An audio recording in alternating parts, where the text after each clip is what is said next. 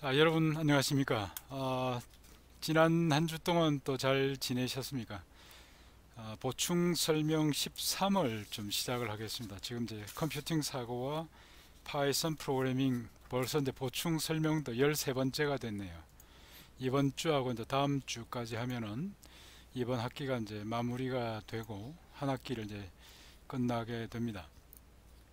자, 오늘 그 13번째 보충 설명에는 제가 이제 설명드린 것처럼 먼저 이제 기말고사에 대한 이제 공지사항을 좀 말씀을 드리고, 그 다음에 이제 우리 이제 중간고사 이후에 그 공부했던 8장, 9장, 10장에 대해서 그 연습 문제, 호목에 대한 설명을 좀 더 드리기로 하겠습니다. 그래서 여러분들이 아마 이제 지금 과제물을 거의 제출을 이제 10장까지는 다 한 상태이고, 그렇기 때문에 거기에 대해서 이제 실제 이 부분들을 어떻게 풀 수 있는지 혹시나 여러분들이 좀 참고해서 제대로 된 결과를 만들고, 그 다음에 이제 혹시 중간에 어려움이 많았던 분들, 제대로 못했던 분들은 이제 이번 기회에 잘 좀 이해를 할 수 있도록 하시기 바랍니다. 한 가지 제가 이제 저 텍스트로 해서 이제 공지를 좀 드렸는데요. 아마 이번 학기 이 과목에서 그 문자 메시지를 꽤나 많이 보낸 것 같습니다. 지난번에 한 번 더 이제 쿼타가 초과돼 가지고 제가 특별히 또 부탁을 해서 좀 더 받았는데, 오늘 전송을 하다 보니까 이미 또 초과됐다고 해서 이제 시스템이 처리를 못하고 있군요. 그래서 일본 학생들만 갔던 것 같은데, 혹시나 제가 이제 강의 지원 시스템에서는 이제 공지사항에 접속 링크를 올려놨습니다만은, 혹시 이제 뭐 친구 중에 여기 이제 빠져 있는 학생이 있으면 여러분들이 좀 대신 문자 보내가지고 그 강의 지원 시스템에 있는 링크를 거쳐서 여기 이제 보충 설명 시간에 참여할 수 있도록 그렇게 좀 안내를 해주시면 고맙겠습니다. 자, 이번 이제 13번 그 13번째 보충 설명을 좀 드리고, 먼저 이제 공지사항에 대해서 말씀을 좀 드리겠습니다. 공지사항은 이제 기말고사에 관련된 부분인데요. 지난주에 이제 질문 하나를 그 누가 제가 이제 받아서 잠깐 좀 말로 언급을 했는데, 이번에 좀 제대로 이제 공지가 됐기 때문에 학교에서도 이제 시험 시간들이 공지가 다 됐기 때문에 다시 한번 제가 정확하게 말씀을 드립니다. 이번 학기에 우리 기말고사는 6월 27일에 칩니다. 그러니까 중간고사 이제 그 기간 바로 그 다음 토요일에 이제 우리가 치게 되고, 보통 이제 그 전 토요일 또는 그 후 토요일을 치게 되는데, 여러분들 같은 경우에는 아마 그 전 토요일에 치기에는 공부하자마자 바로 시험 치는 꼴이 되기 때문에 조금 좀 준비할 시간도 필요할 것 같고, 그 다음에 이제 그 토요일에 전 토요일에는 무지하게 많이 또 다른 시험들도 많이 치더군요. 그래서 이제 사전에 우리가 공지를 제가 드렸던 것들도 6월 27일이고 해서 이번 우리 과목에 기말고사는 6월 27일에 치기로 했고, 그 다음에 오후 2시부터 3시간 동안 시험을 칠 예정입니다.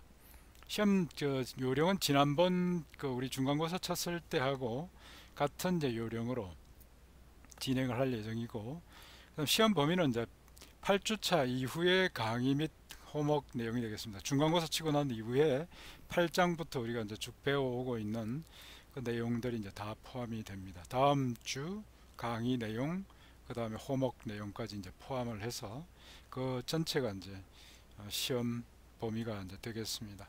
그럼 시험 방법은 온라인으로 정시를 하게 되고, 지난번에 한번 여러분들이 해보셨던 것과 같이 이제 주어진 문제를 해결하기 위해서 파이썬 소스 코드를 이제 작성하고, 그다음에 실행 결과 캡처를 해서 이제 보고서 형태로 제출을 하게 됩니다. 그래서 이제 강의 지원 시스템에 있는 과제란에 제출을 이제 하게 되고, 그다음에 잠깐만요, 중간고사가 아니라 기말고사. 네.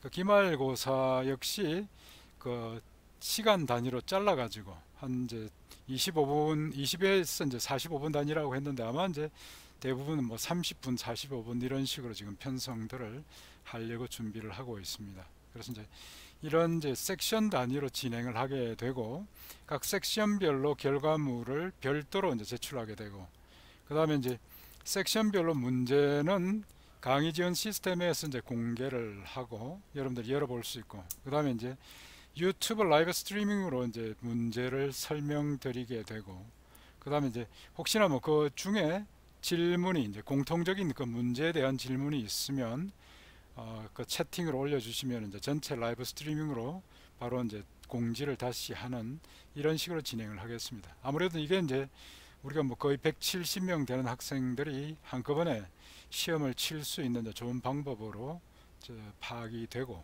그렇기 때문에 이렇게 이제 좀 진행을 하겠습니다. 만약에 여러분들이 학교에 와서 시험을 치게 되면은 정보 전산원 안에 한 방에 또 다 들어갈 수도 없는 거고, 그 다음에 한 자리 건너서 뛰어야 하게 되기 때문에 정보 전산원 전체를 통째로 이제 세내 가지고 그래도 모자랍니다. 그래서 이제 이번에 여러 가지 이제 면들을 감안해서 온라인으로 이제 진행하기로 이렇게 이제 결정이 됐고, 그래서 이제 6월 27일에 이렇게 이제 기말고사를 진행하게 됩니다. 그 다음에 이제 여러분들 뭐 그 지금 이제 신문이나 방송에서 많이 나오고 있는 것처럼 이제 아무래도 온라인으로 이렇게 진행하다 보니까 뭐 여러 가지 또 비신사적인 그런 행위들이 또 많이 나오는 것 같아요. 뭐 서울에 있는 대학들이나 이런 부분들이 많이 그 보고가 되는데, 이 표절률을 더 엄격하게 검사를 합니다. 그래서 이제 표절이 만약에 이제 발견이 되게 되면은 누가 원본인지 누가 사본인지, 그러니까 누가 먼저 짜서 누구한테 보여줬는지 가리지 않고 전체 0점 처리합니다. 그리고 실제 이번에 공지되어 있는 이제 이런 부정행위에 관련된 부분들은 이번 학기 전체 성적이 날아갈 뿐만 아니라 이 과목 이외에 6학점을 더 여러분들 이제 성적이 날아가게 되니까 조심 많이 하시기 바랍니다. 이게 이제 표절로 만약에 발각이 되고 이제 확인이 되게 되면은 여러분들이 아마 치명상을 입게 될 겁니다. 그래서 절대로 비신사적으로 하지 마시고 뭐 행여나 내가 들킬까 뭐 이런 생각은 아예 꿈도 꾸지 마십시오. 그래서 이제 여러분들 소스 코드 작성된 거 보면은 이제 그런 내용들 다 우리가 검사를 할 수가 있고, 그 다음에 또 이제 꼭 표절을 하는 그런 이제 학생들은 보면은 어리숙하게 이렇게 하는 경우들이 많습니다. 그래서 이제 건방들통이 나게 이렇게 돼 있으니까 여러분들은 절대로 그런 일이 없도록 그렇게 하시기 바랍니다.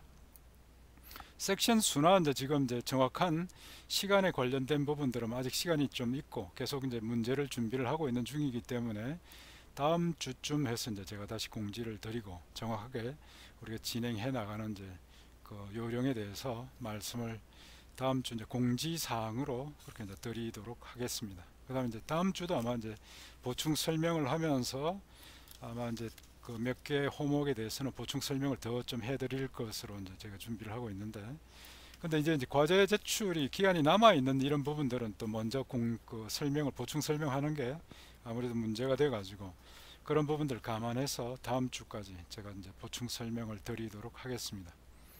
그리고 이제 지금 전반적으로 수업의 이제 마지막 단계에서 우리가 이제 계속 진행을 하고 이번 주 다음 주 이제 2주 남겨놓고 있는 이런 이제 상황인데, 중간에 보니까 이제 프로그래밍을 그래도 곧잘 잘 하시는 분들도 꽤 많이 이제 넣은 것 같습니다. 근데 아직까지도 보면은 그 전체적인 체계가 잘 잡혀 있지 않는 그런 학생들도 좀 눈에 띄어 가지고 좀 안타깝긴 한데, 어쨌든 나머지 남아있는 기간 동안에 여러분들 최선을 다해서 좋은 결과들을 가질 수 있도록 그렇게 노력하시기 바랍니다. 그리고 이제 전체적으로 프로그래밍을 할 때 좀 곰곰이 생각들을 많이 하시기 바랍니다. 문제가 뭐 있다고 해가지고 막 허겁지겁 이렇게 이제 당황하지 마시고 그 문제 자체가 발생이 된 오류 메시지를 잘 보시고, 그 다음에 어떤 연유 때문에 어떤 이제 그 이유 때문에 이런 오류가 발생되는지에 대한 부분들을 곰곰이 생각을 해서 풀어나가는 그런 이제 습관을 많이 들이시고 그런 쪽으로 이제 시간들을 많이 보내시기 바랍니다. 그래야 이제 짧은 기간 동안에 제대로 된 문제를 이제 당황하지 않고 이렇게 풀어 나갈 수가 있게 되니까 그런 부분들을 남아있는 기간 동안에 여러분들이 잘 좀 연습을 하시기 바랍니다.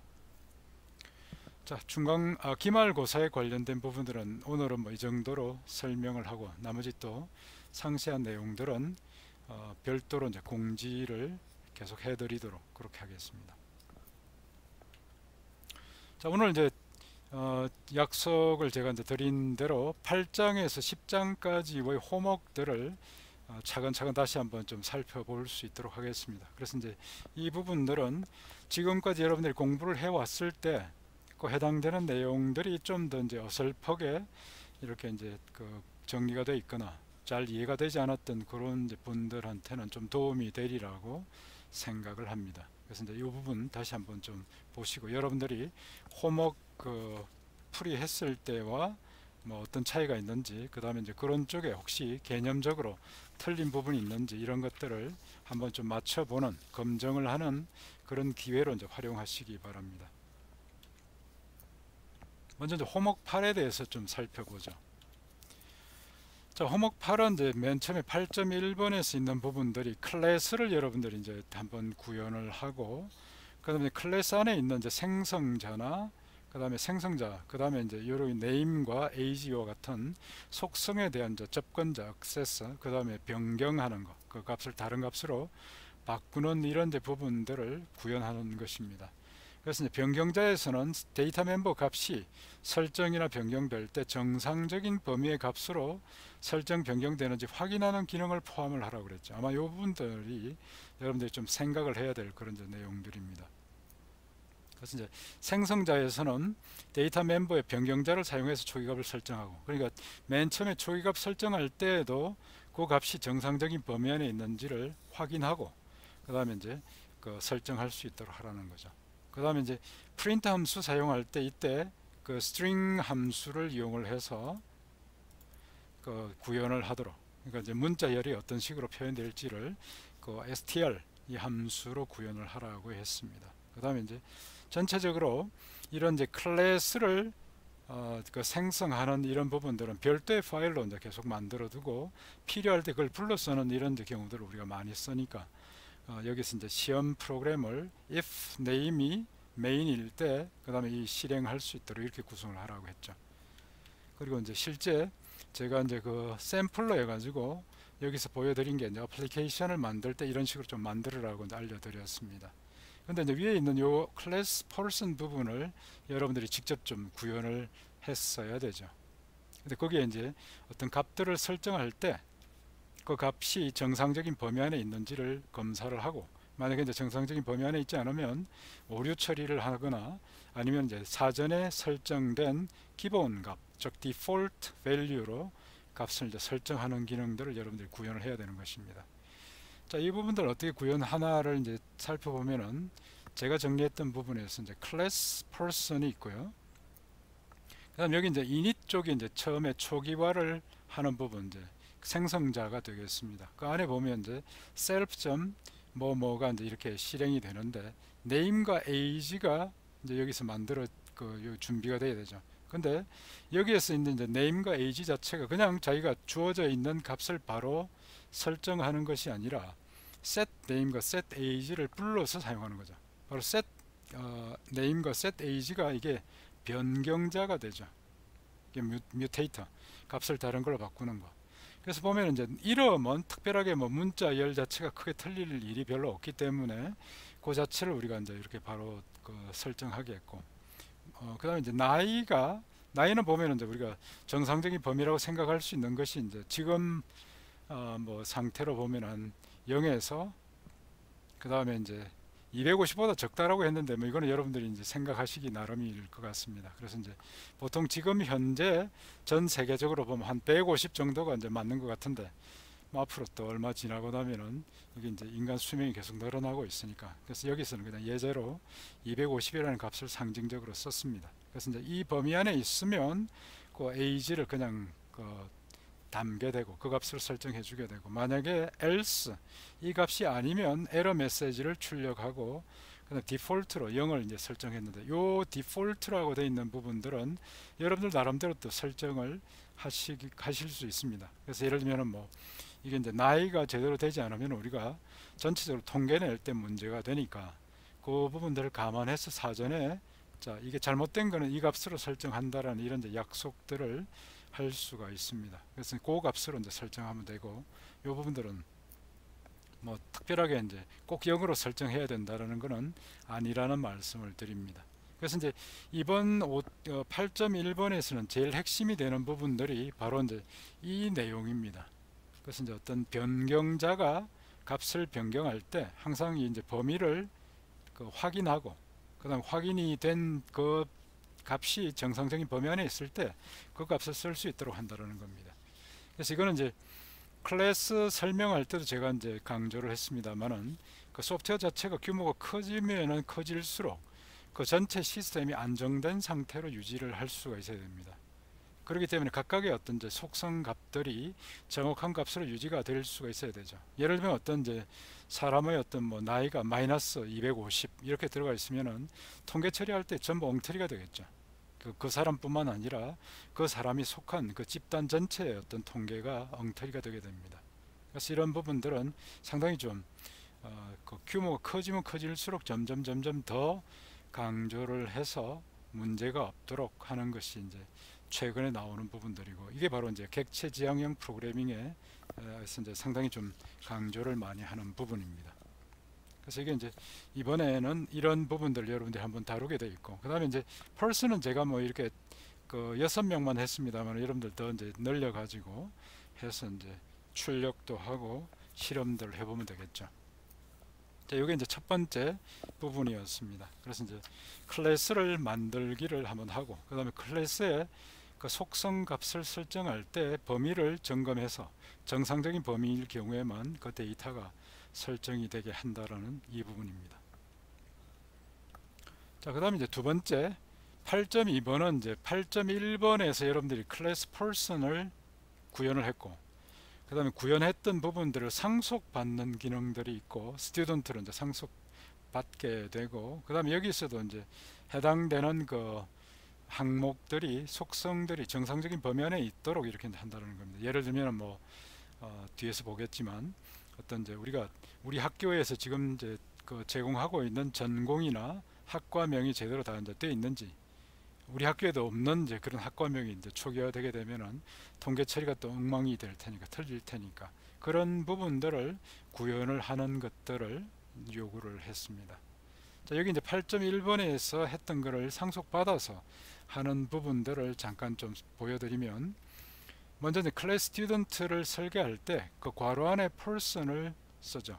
이게 바로 이제 상속이 일어난다라고 하는 부분들을 명시하는 것이고, 그다음 여기 안에 이제 그 init 쪽에서 보면은 그 name, age, student ID, major, GPA 같은 이런 이제 정보들을 전달받게 되고, 그 중에서 여기 있는 이제 이름과 age는 person.init을 호출해서 자기 이제 상속받았던 이제 부모 클래스의 그 생성자를 호출해서 거기에서 이제 설정하게 만들어 줍니다.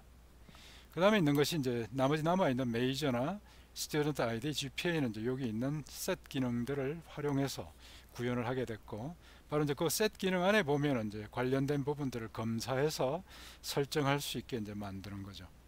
그래서 예를 들면 메이저가 있으면, 메이저는 이제 제가 그 시험 구현할 때는 이런 방법을 썼습니다. 그래서 이제 set 메이저 해가지고 뭐 이 프로그램이 담당하고 있는 그 학과들이나 전공들을 쭉 다 이제 세트로 집합으로 선언해 놓을 수 있겠죠. 그래서 이게 이제 우리가 사용하고 있는 그 약으로 쭉 이렇게 이제 여러 가지 쭉 입력을 하고, 그 다음에 이제 그 중에 지금 이제 전달되어 온 이 메이저에 이 메이저가 있는지를 확인해 보고, if major in set majors 해서 이제 이 안에 있는 것을 확인을 해 보고, 그 다음에 이제 만약에 있으면 그 메이저를 쓰고, 아니면 중간에 이제 에러 메시지를 그 명시하고 그 다음에 none으로 처리를 하는 거죠. 이것도 역시 이제 디폴트 값, 기본 값으로 이제 설정하는 겁니다. 자, 이런 식으로 해서 set 부분을 활용하는 거 예를 하나 이제 더 만들었고, 나머지 이제 스튜던트 아이디나 이런 부분들도 나름대로 이제 우리가 검사하는 기능들을 또 만들 수 있겠죠.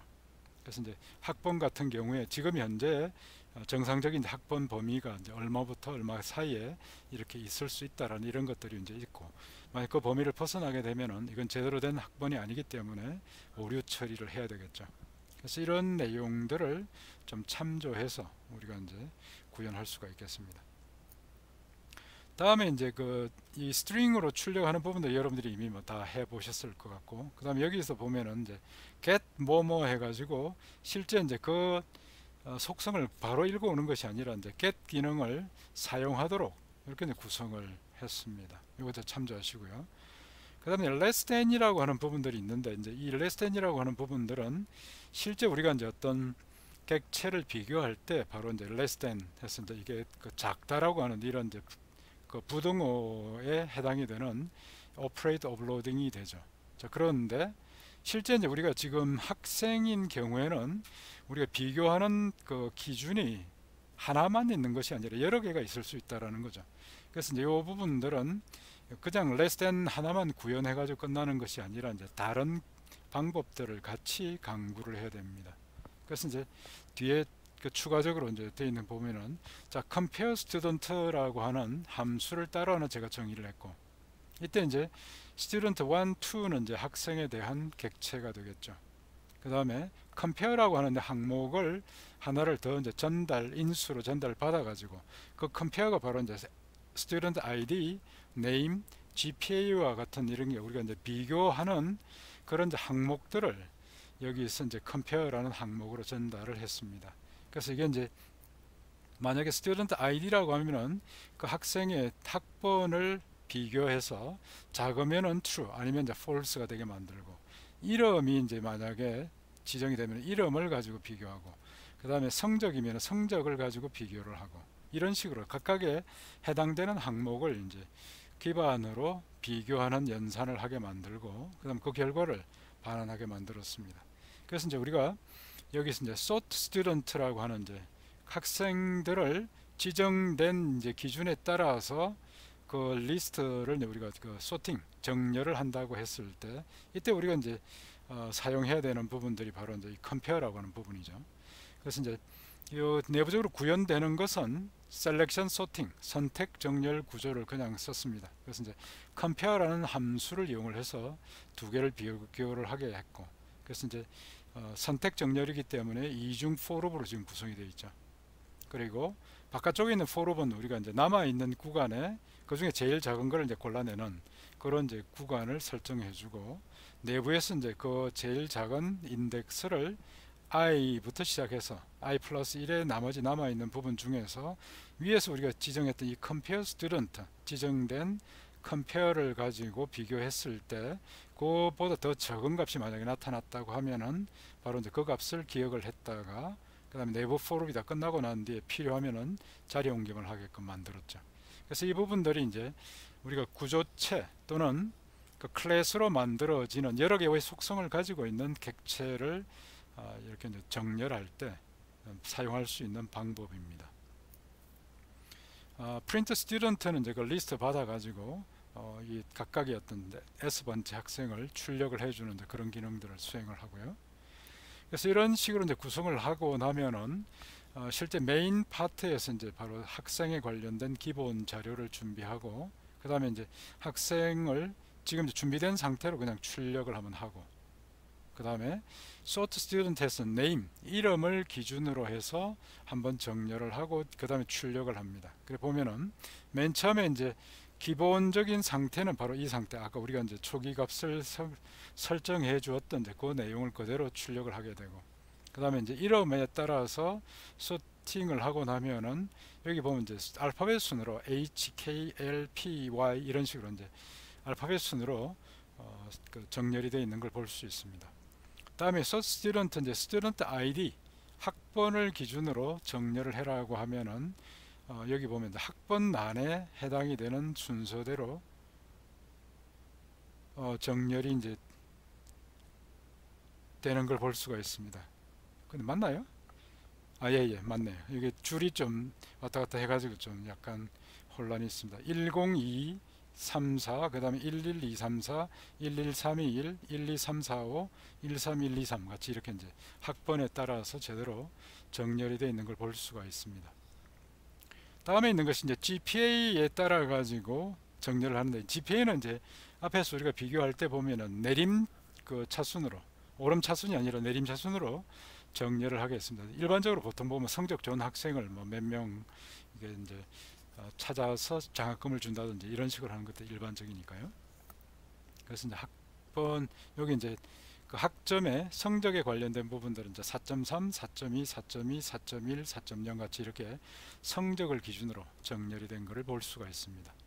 자, 이런 식으로 하는 것들이 실제 우리가 이제 여러 개의 속성들을 가지게 되는 클래스 객체들을 다룰 때 바로 이런 이제 방법들을 사용할 수 있고, 그 다음에 이제 그 속성 중에서 우리가 이제 기준으로 잡고자 하는 그런 속성이 이제 서로 다를 때, 그러니까 똑같은 어떤 이제 데이터 레코드에 대해 가지고 처리하는 이제 그런 기준이 다를 때 바로 이런 방법들을 이제 구현을 할 수가 있는 것입니다.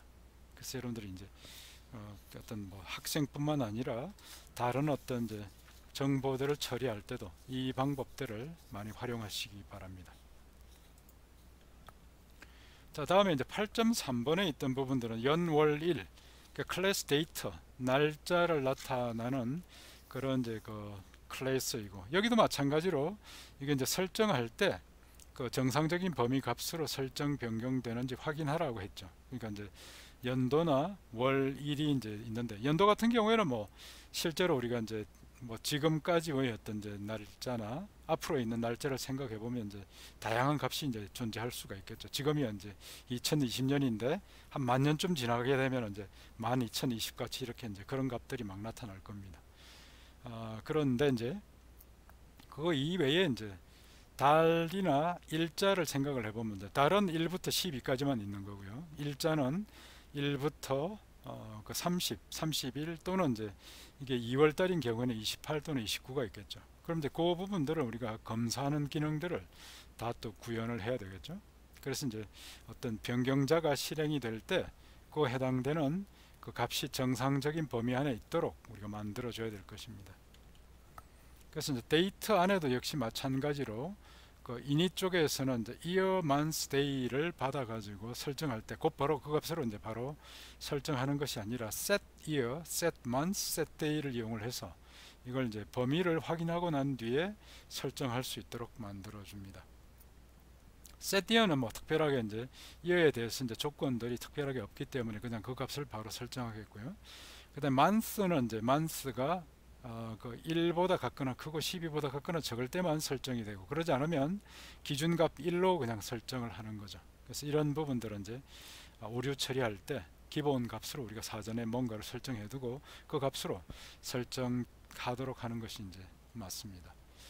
다음에 이제 날짜를 설정하는 것들이 좀 까다롭겠죠. 그래서 날짜는 먼저 이제 윤년인가 아닌가에 따라 가지고 2월달이 이제 28일까지 또는 29일까지로 이제 결정이 되기 때문에 정확하게 계산하려고 하게 되면 먼저 이즐립 이어를 먼저 하나 구현을 하고, 그 다음에 밑에 있는 이제 days of month는 이제 0을 빼고 1월달은 31일, 2월달은 28일, 3월달 31일에서 12월달까지 날짜를 다 정리를 하고, 그 다음에 여기 이제 우리가 설정하려고 하는 그런 이제 이어가 바로 이제 self.ear로서 설정이 되니까 그 값이 윤년에 해당이 되는 날짜면 여기 있는 이제 days of month의 2에 해당이 되는 거, 인덱스 2에 있는 28을 29로 바꿔주는 겁니다.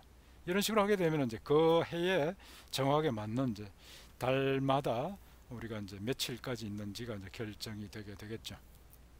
그래서 그 다음에 이제 비교하는 것이 day가 1보다 같거나 크고, 그 다음에 위에서 만든 이제 days of month의 그 해당되는 month에 해당이 되는 달의 날짜까지가 이제 되면은 그 범위 안에 있으면 그 값을 쓰고, 아니면 오류 메시지를 출력하고 이렇게 이제 1로 설정하는 겁니다. 자, 이런 식으로 해서 이제 그 날짜가 정상적인 범위 안에 이제 항상 유지가 될 수 있도록 만들어 주는 것입니다. 뒤에는 뭐 get 기능들은 여러분들이 이미 알고 계신 거고요. 그 다음에 이제 날짜에 관련된 부분은 이제 비교할 때 처음에 year를 먼저 비교하고, year가 같으면 month를 가지고 비교하고, year와 month가 같으면 day를 가지고 비교해서 결과를 알려주면 이제 어느 쪽이 더 빠른지 뭐 이 부분들을 이제 쉽게 알 수 있겠죠. 출력할 때는 연월일을 이런 식으로 출력해서 하이픈 가지고 그 출력하는 이런 방법들을 그냥 쓰겠고, print date는 이제 list of date를 받아서 for d in l date 해서 이제 차례대로 출력하는데, 바로 여기에 print d를 하면은 이 데이트 안에 있는 string 부분들이 실행이 되면서 여기서 만들어준 문자열이 이제 출력이 되게 되는 것입니다. 그래서 이제 실험을 해보면 데이트를 가지고 이제 9월 15일, 그 다음에 2020년 2월 29일 정상적인 부분이죠. 근데 2020년 2월 30일은 틀린 날짜죠. 그래서 이게 이제 오류가 발생되는지를 우리가 확인을 해 볼 수 있습니다.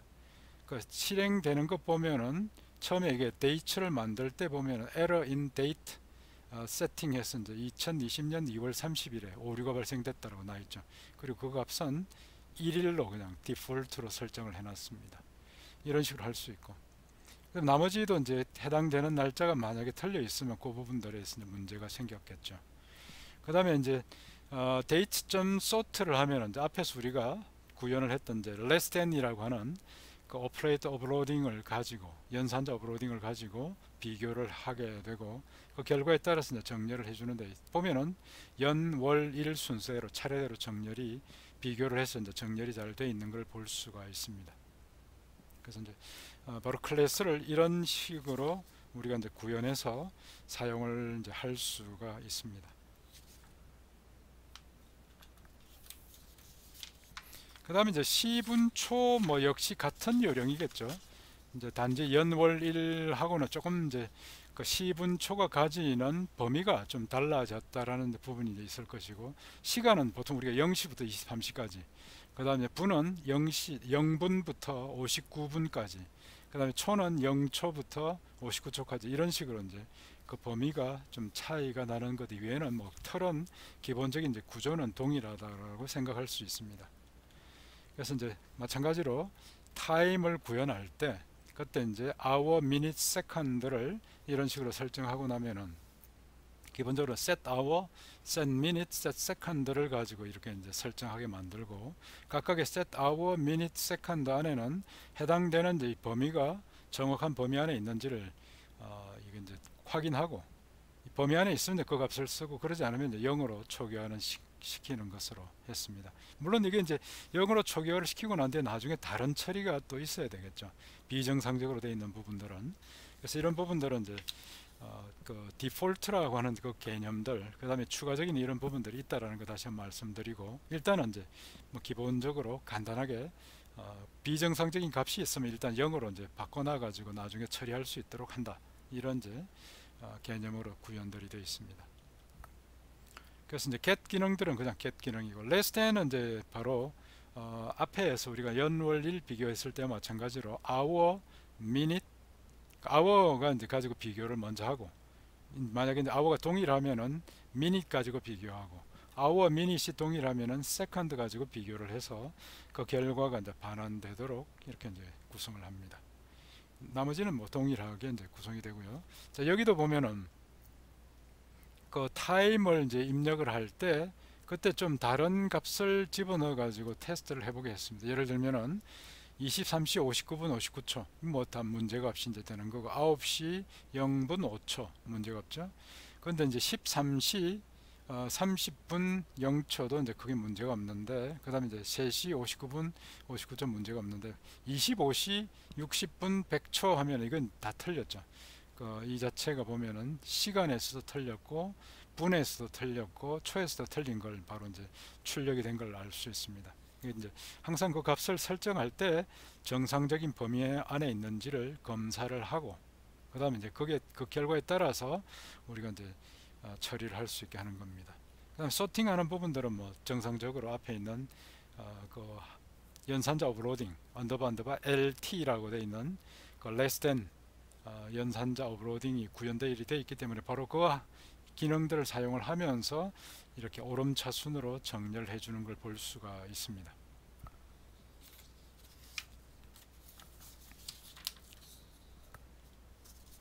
자, 다음에 이제 8.5번 호목 8.5는 이제 클래스 매트릭스 행렬을 이렇게 이제 그 클래스로 설계를 하고 구현을 해보라는 겁니다.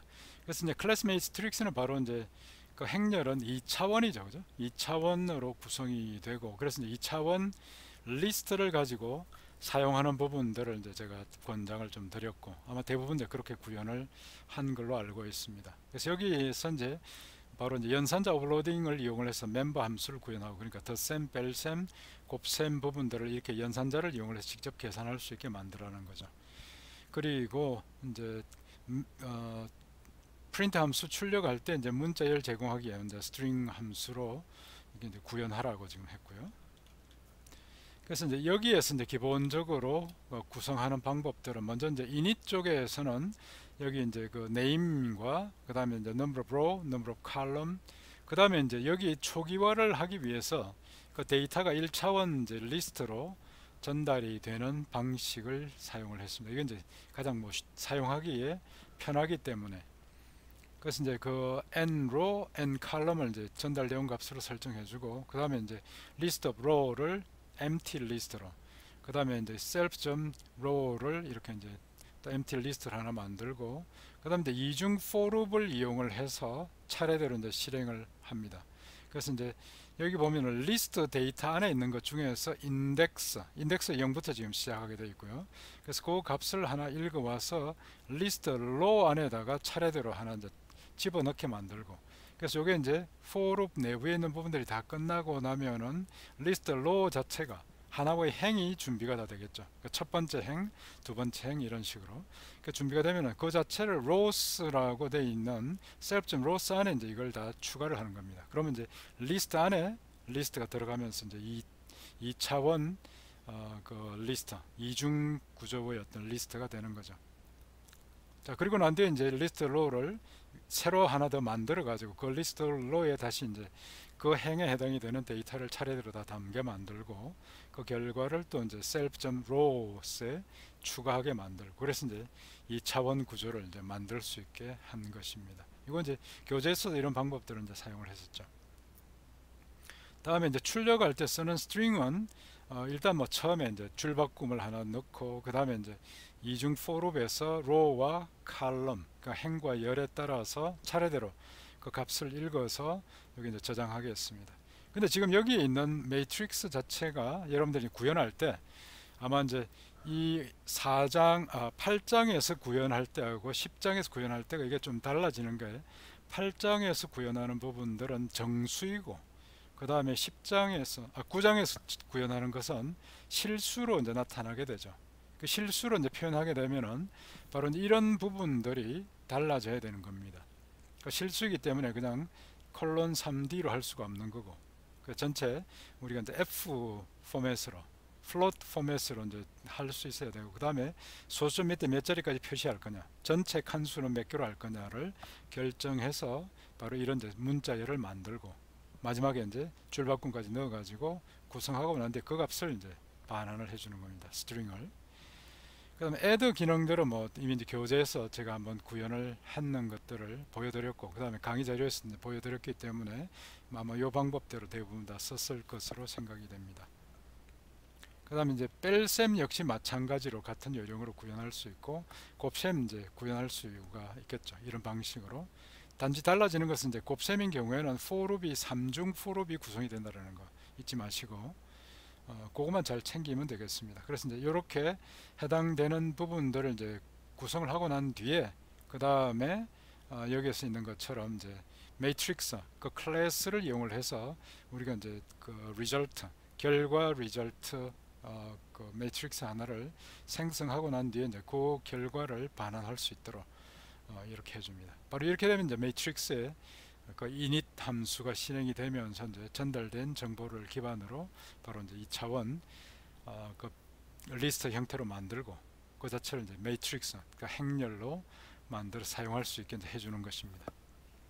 자, 여기까지가 8장에 관련된 홈워크가 되겠습니다. 자, 여기 이제 실행된 결과를 이렇게 볼 수 있고, 여기 이제 정수입니다만은 이걸 만약에 이제 실수로 표현을 하고 실수로 입력받아라고 하면 이제 요 앞에 우리가 이제 출력했을 때 사용했던 그 포맷 자체를 그 실수에 맞춰줘야 되겠죠. 어때요? 8장들 잘 이해하셨습니까? 여러분들 이제 풀었을 때하고 이제 얼마나 잘 맞췄습니까? 그래서 이 부분들 다시 한번 좀 점검을 하시고, 8장 전체를 한번 복습할 때 이 부분들까지도 잘 하시기 바랍니다. 자, 그 다음에 이제 9장에 대해서 좀 살펴보도록 하겠습니다. 기본적으로 이제 9장은 우리가 이제 여러 가지 뭐 그 파일을 처리할 수 있는 이런 기능들을 많이들 이제 구현을 하도록 그렇게 이제 했었죠. 그래서 실제로 우리가 이제 사용하고 있는 많은 응용 프로그램에서도 이제 저 파일로부터 데이터를 읽어오기, 파일에 있는 파일로 이제 데이터를 저장하기 뭐 이런 것들을 이제 많이 쓰니까 구성에서 이런 부분들을 여러분들이 좀 잘 습득을 하도록 그렇게 이제 구성을 했습니다.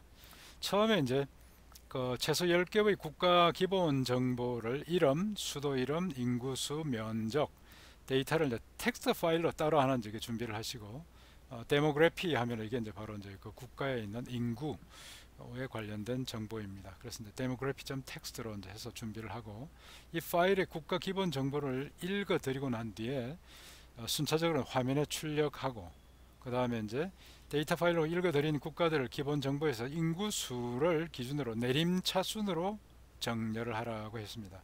그 순서대로 국가 기본 정보를 출력하는 이제 프로그램을 한번 작성을 해보려는 거죠. 예를 들면은 국가에 관련된 이제 여러 가지 기본 정보들은 위키백과에서 우리가 이제 찾아볼 수 있는 면적에 대한 거, 인구수에 대한 거, 국가 이름에 대한 거, 이런 부분들은 이제 이런 식으로 수도 이름 이런 곳에서 이제 찾을 수가 있습니다. 그래서 일단 찾아서 여기 이제 출력 결과를 잠깐 보여드렸는데 이제 그 입력된 순서대로 차례대로 이렇게 이제 출력된 거 볼 수 있고, 그 다음에 이제 list of countries sorted by demography, number of people, 그 인구수에 따라서 정렬이 되어 있는 것을 역순으로 이렇게 이제 내림차순으로 출력해 주는 것을 우리가 볼 수가 있죠. 자, 기본적으로 이런 이제 예제를 처리하기 위해서는 우리가 이제 파일에 관련된 부분들을 처리하기 위해서 이제 OS나 OS 패스를 이제 사용할 수가 있어야 되겠죠. 그 다음에 이제 데모그래픽 파일 이름을 이런 식으로 이제 사전에 설정되어 있는 부분들을 해서 우리가 이제 오픈할 때 리드 모드로 그래서 읽기 모드로 해당되는 이제 정보가 들어가 있는 데이터 파일을 읽을 수가 있게 하고, 그다음 number of country 영어로 이제 초기화시키고, number of list of country 이제 empty list로 초기화하고 난 뒤에 그 다음에 f 데모그래피 그 파일로부터 read line, 그러니까 한 줄 단위로 이제 읽어드리라는 거죠. 그래서 읽어드려서 string line으로 이제 일단 하고, 그 다음에 그게 만약에 이제 빈칸이면은 뭐 끝까지 다 갔기 때문에 그냥 빠져나가게 이렇게 되어 있습니다. 아니면 이제 그 string line 아까 한 줄 읽어드렸던 부분에 처음에 이제 그 나라 이름이나 국가 이름은 문자열로 이제 되어 있는데, 그 다음에 있는 부분들은 이제 인구수나 이런 부분들은 실제 이게 숫자죠. 그래서 그대로 이제 처리를 하지를 못하고 이게 워드 3, 워드 4로 해서 일단 받아내고 난 뒤에 그다음 워드 3을 인티저로 변환시켜서 바로 people로 이렇게 이제 설정하고, 그다음에 이제 네 번째 워드는 역시 이제 인티저로 변환시켜서 area 면적으로 이렇게 이제 설정하게 해줍니다. 그래서 이제 area 부분들은 바로 이제 숫자가 되는 거고, 그다음 number of people 숫자가 되는 거고, 앞에 name 캐피털이 바로 이제 문자열 이렇게 이제 구성이 되겠죠. 그래서 이런 식으로 해서 때 있는 튜플을 list of country에 이제 첨가를 해주고 추가를 해주고, 이런 식으로 해서 이제 입력 데이터 파일에 포함되어 있는 전체를 다 처리하게 해준 것입니다. 일단 이제 준비가 끝나고 나면 이제 print list of country에서 이제 차례대로 출력 한번 해보고, 그 다음에 sorted 함수를 이용을 해서 그 list of country를 정렬을 하는데, 이때 이제 람다 함수를 이용을 합니다. 그래서 country 안에 들어가 있는 그 각각의 항목들 중에 두 번째 항목은 이제 위에서 있는 것처럼 0번째가 name이고 1번째가 캐피털이고 두 번째가 non-people이죠. 그러니까 인구수에 따라서 하게 되고, 그다음 reverse non true로 했기 때문에 내림차순으로 정렬을 해주게 되는 것입니다. 그래서 요 이제 sorted라는 함수 쓸 때 바로 이런 부분들을 잘 좀 구성을 구분을 해서 이제 사용을 하시면 좋겠습니다. 그리고 이제 이렇게 정렬을 하고 난 뒤에 그다음에 다시 이제 출력을 해보면 이 인구에 따라서 내림차순으로 정렬이 이제 돼 있을 것입니다. 자, 여기 이제 입력 파일로 해서 여러분들 메모장으로 이제 쉽게 이렇게 준비할 수 있는 거 다시 한번 보여드렸고요. 지금 여기 보면 이제 코리아, USA, 캐나다, 차이나, 인디아, 브라질 해서 이제 요 6개 나라를 제가 이제 시험적으로 준비를 했고, 그 다음에 거기서 이제 그대로 입력된 대로 출력한 내용이고, 그 다음에 이 list of country를 인구에 따라서 소팅한 그 결과를 출력합니다. 그러니까 이제 차이나, 인디아, USA, 그 다음에 이제 브라질, 그 다음에 코리아, 캐나다 이런 식으로 이제 출력되는 걸 알 수가 있죠. 자, 실제 이제 이런 부분들은 아마 여러분들이 지금 공부하고 계시는데 전공 분야에도 이런 유의 문제가 아마 많이 나올 것으로 생각이 됩니다. 그러니까 특히 뭐 어떤 데이터를 통계 처리를 해야 되거나 할 때 이런 이제 유사한 문제를 우리가 많이 볼 수가 있죠. 다음에 9.2번은 이제 학생에 관련된 정보를 처리하는 것이었습니다. 그래서 학생 정보 중에서 이제 이름과 학번, 그 다음에 이제 과목별 성적, 국어, 영어, 수학 성적, 과학, 네 가지 성적이군요. 그 네 가지를 이렇게 이제 데이터를 텍스트 파일에 준비를 하고 이런 식으로 이제 텍스트 파일에 이제 record, student record.txt라고 해서 이런 식으로 준비하고 이 파일을 읽어드리고 난 뒤에 학생의 평균 점수를 계산해서 학생 정보에 추가를 하고 예를 들면 리 학생의 80, 90, 95, 90에다가 이 자체 평균을 하나 더 계산해 가지고 이렇게 이제 88.75 그 앞에 이제 sum 전체 이제 토탈 성적에다가 이제 이렇게 average를 추가를 해 주는 겁니다. 이렇게 해서 추가하고 그 다음에 각 과목별로 학생 성적을 종합해서 평균 점수를 계산하는 거. 예를 들면 코리아 같은 경우에 쭉 나오는 요 성적들이 평균이 얼마인지, 영어는 얼마고 수학은 얼마고 과학은 얼마인지 이런 식으로 이제 계산을 하는 프로그램을 작성하라는 것입니다. 그래서 일단 이제 학생에 관련된 부분들 기본적인 요 정보는 파일로도 이제 출력을 하게 되고 그 다음에 여기 이제 average 계산되어 있는 부분들은 이런 식으로 이제 따로 이제 출력을 하게 지금 되어 있습니다. 자, 결과를 보면요. 구현할 때 이제 먼저 이제 그 파일을 읽어 드릴 때 요 포맷에 맞춰 가지고 처리하는 기능들이 필요하겠죠. 그러니까 예를 들면 이제 데이터 리스트를 empty 리스트를 하나 만들어 두고 그 다음 지정된 파일을 read 모드로 읽어 드리고 난 뒤에 그 다음에 이제 그 파일에 있는 라인별로 하나씩을 이제 읽어 드리게 하고 그 라인의 항목들을 이제 스플릿 시켜 가지고 나눠 가지고 맨 처음에 이름 그 다음에 이제 한국어, 영어, 수학, 과학에 대한 점수로 각각 매핑이 되게 만들고 그 다음에 이제 중간에 이제 이런 임시로 이름은 이제 문자열로 그냥 쓰고 그 다음에 이제 성적들은 각각 인티저로 변환을 시켜서 이렇게 튜플 리스트로 하나 만들고 그 다음에 그 리스트를 데이터 리스트에 append 시켜 가지고 추가를 할 수 있게 만들어 줍니다. 그리고 이제 그 파일을 읽어서 이제 처리하는 거고 그 다음에 파일로 출력하는 부분들은 포맷에 맞춰 가지고 이제 그 정보들을 출력을 해야 되죠. 그래서 이제 지정된 파일을 write 모드로 오픈을 시키고 그 다음에 이제 그 처음에 타이틀에 해당이 되는 부분으로 name, Korea, English, Math, Science 그 다음에 sum, average 요 위에 있는 이제 각각의 항목별 타이틀을 먼저 표시를 해주고 밑줄 하나 긋고 그 다음에 이제 각각의 항목들 뭐 이름은 8칸의 왼쪽으로 칸 맞추기 그 다음에 이제 코리아 그 다음에 잉글리시, 매스, 사이언스 요 4개는 4칸의 오른쪽으로 칸 맞추기 그 다음에 이제 썸은 이제 여기에 4자리에 걸쳐 가지고 이제 10진수로 출력해 주고 그 다음에 average는 6.2 6칸을 준비하고 소수 밑에 2칸까지 이제 출력하게 하는 그런 실수 형태로 출력을 해라는 이런 식으로 이제 스트링을 하나 만들어서 반환을 그 write를 시켜줍니다. 이제 출력을 하게 하죠. 그래서 이때 write를 하는 데가 바로 이제 파일에다가 출력을 하기 때문에 내용이 그대로 이제 파일로 담겨질 것입니다.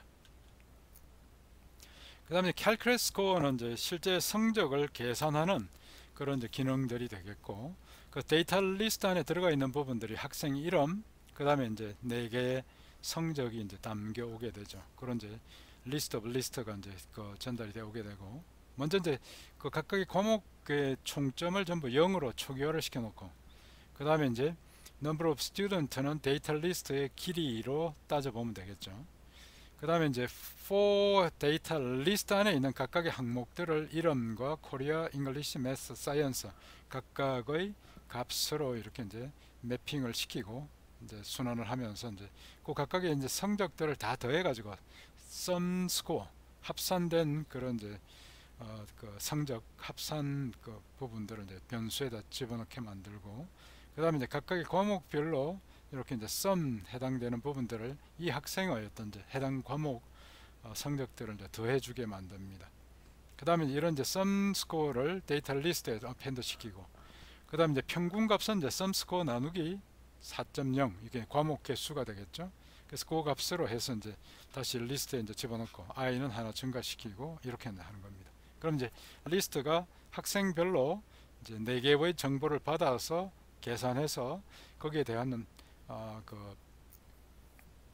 추가적으로 이제 계산했던 그 합산된 결과, 그 다음에 이제 평균값을 계산한 결과가 이런 식으로 이제 추가가 되게 되는 것입니다. 자, 요 for 안에 있는 걸 다 돌고 나면은 이제 그 다음에 나오는 것이 바로 위에서 우리가 만들어 놨던 각 학생별로 과목을 따로따로 이제 읽어드리면서 그 과목의 점수를 우리가 이제 합산을 시켜놨던 부분이 있죠. 그래서 그 합산된 부분을 number of students 나눠주면 이제 평균값이 이제 나올 것입니다. 그래서 그 평균값을 바로 이제 각각의 평균값으로 기억을 하고 있다가 이제 return을 시켜주죠. 그럼 이 평균값을 가지고 이제 추가적인 처리를 할 수가 있을 것입니다. 그래서 이제 먼저 그 스튜던트는 fread 데이터를 이용을 해서 이제 그 스튜던트 레코드로부터 이제 데이터를 학생 기본 정보를 읽어드리게 하고, 그 스튜던트 안에 있는 각각의 학생들에 대해서 이제 출력도 하고, 그 다음에 이제 calculate score를 이용을 해서 이 학생들의 기본적인 정보들을 계산하고, 그 다음에 그 결과를 여기 이제 평균값을 이렇게 전달을 받게 됩니다. 그래서 이렇게 이제 계산하고 난 뒤에 그 다음에 그 나머지 출력을 해주는데, 각각의 이제 스튜던트 안에 있는 데이터를 차례대로 이렇게 출력해서 이름, 그 다음에 한글, 영어, 수학, 과학, 그 다음에 이제 전체 합산, 평균값 이런 부분들이 차례대로 출력되게 만들어 줍니다. 여기 있는 부분들이 바로 이제 그 출력된 것을 우리가 볼 수가 있죠. 근데 만약에 이제 이 결과를 우리가 이제 파일에다 저장을 했다가 파일을 나중에 이제 다른 용도로 또 쓸 수가 있으니까, 그렇게 하기 위해서 이제 fwrite 데이터 output.txt고 students를 바로 여기에다가 이제 write를 하게 만들어 줍니다. 그 다음에 이제 실제 이제 위에서 우리가 받아왔던 이런 이제 계산된 결과값을 우리가 average를 화면으로 출력을 또 한번 해주죠. 그래서 이제 그 각각의 과목별로 평균은 얼마가 나왔는지를 알 수 있게 만들어 주는 것입니다. 여기 이제 9.2번에 해당이 되는 문제가 되겠습니다. 자, 9.3번에 있는 부분들은 앞서 우리가 이제 행렬에 관련된 그 기능들을 8장에서도 한번 이제 다룬 적이 있었죠. 그래서 이제 그 8장과 뭐 거의 같은 내용이긴 한데, 이제 여기서는 파일로부터 이제 데이터를 읽어오는 것으로 되어 있을 겁니다. 그래서 기본적으로 이제 8장에서 우리가 구현했던 부분들을 가져다 이제 사용할 수가 있게 되고요. 뭐 이 내용은 앞에서 우리가 본 것과 이제 동일합니다. 그 다음에 이제 9.4가 바로 앞에 있는 이제 부분하고 연관이 되는 부분인데, 그 행렬의 어떤 이제 크기, row, number of row와 number of column이 정수 데이터로 지정하고, 그 다음에 이 크기의 실수 자료형을 포함하는 텍스트 파일, 그러니까 matrix data.txt가 정수가 2개 먼저 나타나고, 이게 행 크기, 열 크기, 그 다음에 이제 그 해당되는 원소, 행 크기 곱하기 열 크기만큼의 개수의 실수가 이제 포함이 되어 있는 거죠. 그래서 이게 matrix data.txt 안에 들어가 있는 것이 정수로만 구성되는 것이 아니라 실수로도 구성이 되어 있으니까 그 실수를 구분해 가지고 여러분들이 이제 처리를 해야 됩니다. 그래서 이 값을 읽어서 matrix AB에 MAMB에 이제 저장을 하고, 그 다음에 덧셈, 뺄셈, 곱셈 연산을 해서 각각 MC, MD, ME에 저장을 하고, 그 다음에 이제 이 자체를 화면으로 이제 출력을 하게 하고, 그 다음에 이제 이렇게 이제 구성되어 있는 그 부분들을 우리가 간단하게 테스트를 한번 해보게, 여기서 이제 JSON Serialization 이제 기능들을 사용을 해서 한번 덤프를 시켜 보려는 겁니다. 이때 이제 이 JSON Serialization 하기 위해 가지고 클래스 커스텀 인코더를 이제 사용을 하라는 것이고, 그래서 우리가 이제 사용자가 정의한 그 클래스의 객체 내용을 과연 이제 덤프를 할 수 있게 하느냐, 그러니까 파이썬에서 정의해 주는 그런 이제 코드들만, 그 클래스들만 처리를 하는 것이 아니라 우리가 정의했던 부분들을 한번 출력을 하게 해보는 겁니다. 근데 여기서 이제 커스텀 인코드라고 하는 부분들이 여러분들 강의에서 포함되지 않고 제가 이제 추가적으로 설명을 좀 드렸던 이제 그 내용들입니다. 그래서 이때 이제 보통 우리가 이제 많이 쓰는 그런 포맷이 클래스 커스텀 인코드라고 하는 부분이고, 이 자체는 JSON 모듈에 위에서 import JSON 해가지고 JSON 모듈에 있는 JSON 인코드라고 하는 이제 클래스로부터 상속받아서 정의를 하게 됩니다. 그 안에 보면 이제 디폴트라고 이제 정의를 해서 여기 이제 해당되는 부분들을, 이게 이제 만약 이 데이터 라인이면 이런 식으로 정의를 하게 하고, 그러지 않으면 이제 나머지 이런 방식의 포맷들을 사용을 해서 이제 출력을 하게 해줍니다. 이게 이제 기본적으로 여기에서 이제 시리얼라이제이션을 할 때 가장 기본적인 기능으로 이제 지금 이제 정의가 되어 있는 그런 이제 커스텀 인코더 부분들이고, 이 부분들은 뭐 특별하게 우리가 이제 수정하지 않고 그대로 이제 사용을 해도 무방합니다. 그 사용하는 방법들은 그 메인 함수에서 이제 우리가 저장할 그 파일을 미리 이제 이렇게 준비를 하고, write 모드를 준비하고, 그 다음에 이제 MA라고 하는 이제 클래스, 우리가 만든 그 매트릭스 클래스의 객체 부분들을 바로 이 fjson이라고 하는 파일에다 출력하는데, 이때 이제 뒤에 나오는 것처럼 클래스 인코드는 몰스라고 이렇게 이제 지정을 하는 겁니다. 인덴테이션은 이제 4개의 그 스페이스로 이제 매핑을 하라는 이야기고, 이렇게 덤프하고 난 뒤에 이제 클로즈하고 그 다음에 전체 크기를 한번 읽어보면은 이게 이제 파일 사이즈가 얼마인지를 확인할 수 있겠죠. 그래서 이게 이제 9.4번에서는 이렇게 이제 JSON 방식으로 하게 되고, 그 다음에 9.5번에서는 같은 이제 내용을 피클 방식으로 저장을 하게 해서 또 비교를 하게 했습니다. 그리고 이제 우리가 사용했던 그 매트릭스에 관련된 부분들은 이제 my matrix로 해서 이제 정의가 되어 있는 이런 내용들을 쓰는데, 단지 이 부분이 앞에서 우리가 했던 거와 좀 다른 것이 여기에 있는 이제 5.1F라고 해가지고 실수로 처리하게 되어 있다라는 거죠. 그래서 이제 정수가 아니라 실수로 이제 처리하게 되어 있는 부분들을 우리가 이제 다시 살펴볼 수가 있고, 오케이. 그 다음에 나머지는 뭐 특별하게 이제 그 달라진 부분들은 없습니다. 기본적인 틀은 이제 그대로 유지를 한 채로 만들었고, 그 다음에 이제 to JSON 해가지고 이제 JSON.dump해서 요 이제 우리가 지정되어 있는 부분들을 바로 이제 그 덤프를 할 수 있도록 하는 것들을 함수를 하나 더 이제 정의를 해뒀고요.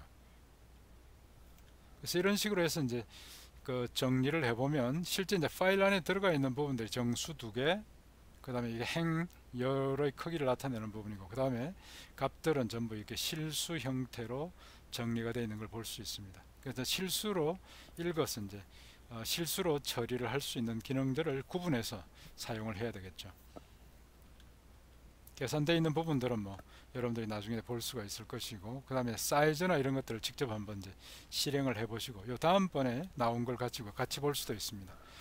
자, 여기서 이제 그 2개의 크기를, 하나는 이제 그 JSON으로, 하나는 이제 피클로 이렇게 이제 저장하는 것, 덤프를 시키는 것들을 이제 서로 비교를 하도록 했는데요. JSON으로 이제 덤프를 시키게 되면은 실제 이제 이 부분들이 그 압축을 하지 않은 상태로 문자열 형태로 만들어서 이제 제공들을 해줍니다. 그렇기 때문에 이 피클보다는 좀 이제 부피가 크죠. 피클은 이제 바로 바이너리 형태로 이게 그 압축을 하게 되고, 그래서 이제 그 자체 파일의 형식도 여기 보면 이제 my ma json.text 그 문자열 텍스트 파일이고, 여기 밑에 있는 거는 이제 .bin이죠. 바이너리 파일입니다. 그래서 이 두 가지를 우리가 서로 이제 비교를 해볼 수가 있고, 나머지는 뭐 여러분들 한번 쭉 따라가면서 보시면 되겠습니다.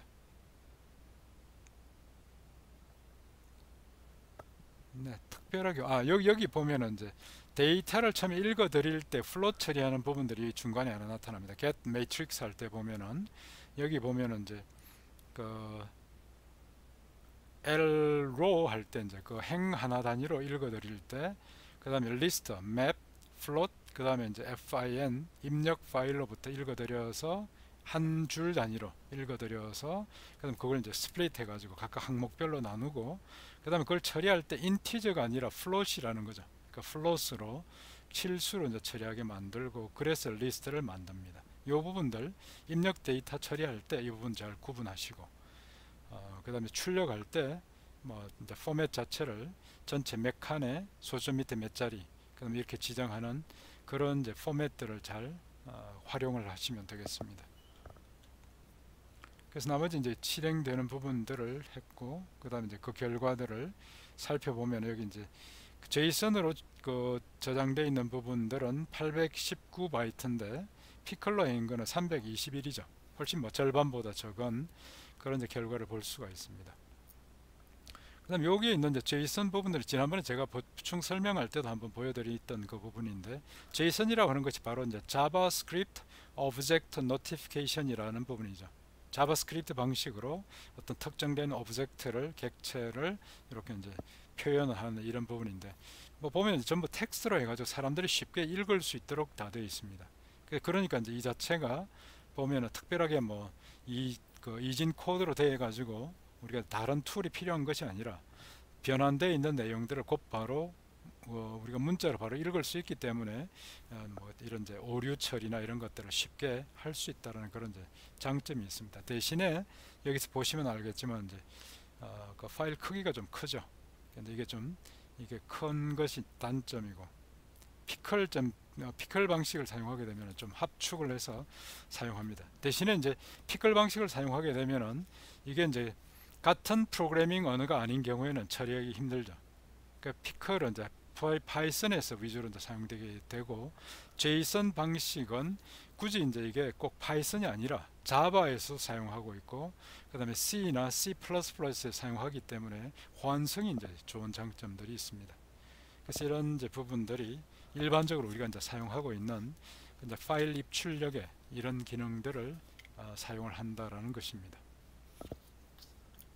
자, 여기까지가 이제 구장에 대한 내용들이 이제 되겠네요. 다음에 이제 10장에 있는 부분들이 여러분들이 이제 터틀 가지고 여러 가지 뭐 해보는 이제 그런 내용들인데 뭐 꽤나 이제 질문을 제가 많이 받았고 그 부분에서 이제 대답을 많이 해드렸습니다만은 실제 이제 이런 것들을 어떻게 처리하는지를 한번 좀 보도록 합시다. 그 10장에 있는 이제 보충 설명인데 처음에 이제 다각형 외접원의 그 이제 반지름 레디어스가 이제 지정이 되고 꼭지점 수, 그다음 중심 좌표, 이 색상은 이제 뭐 컬러가 되겠죠. 여기 이제 붉은색, 뭐 푸른색, 그린, 녹색, 그다음에 이제 보라색 뭐 이런 식으로 쭉 되어 있는 이런 것들입니다. 이런 이제 색상을 이게 이제 지정을 해주면 이 튜플을 리스트로 이제 받아가지고 바로 이제 그 해당되는 그 도형을 서클 함수를 이용을 해서 한번 그려보라는 겁니다.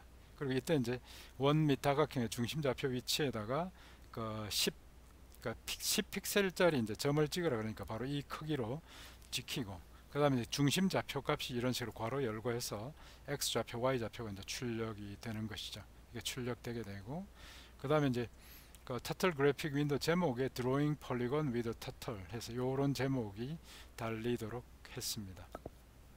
자, 실제 이제 이걸 구현을 어떻게 하는지 한번 볼까요? 먼저 이제 여기 그 임포트 터틀을 하게 되고 그 다음에 터틀의 기본적인 이제 크기를 윈도우 크기를 600 곱하기 400으로 이렇게 합니다. 그 다음에 이제 타이틀을 이용을 해서 이제 잡아주게 되고 그 다음에 스탠다드 모드를 이제 설정하죠. 스탠다드 모드를 하게 되면은 기본적으로 이제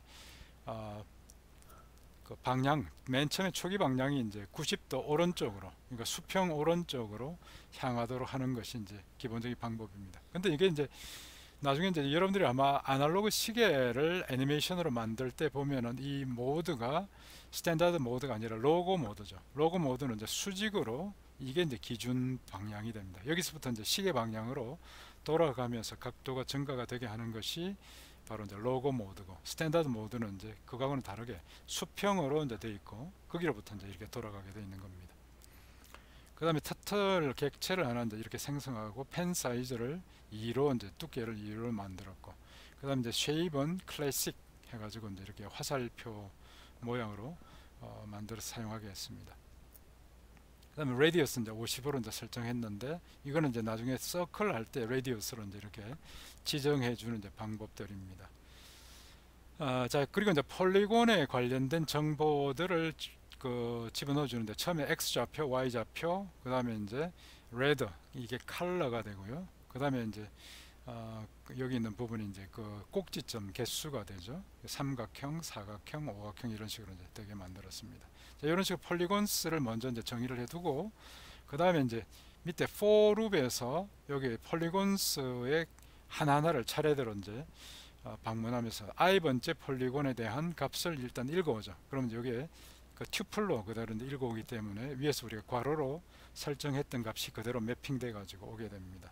그래서 포지션 x, 포지션 y, 그다음 shape, color, 그다음에 이제 number of vertices 이런 식으로 되고, 그다음에 여기서 이제 일단 기준이 되는 바로 요 위치로 옮겨가게 만들고 포지션 x, 포지션 y로 옮겨가게 만들고 그 다음에 거기에 닷 하나를 그리게 되죠.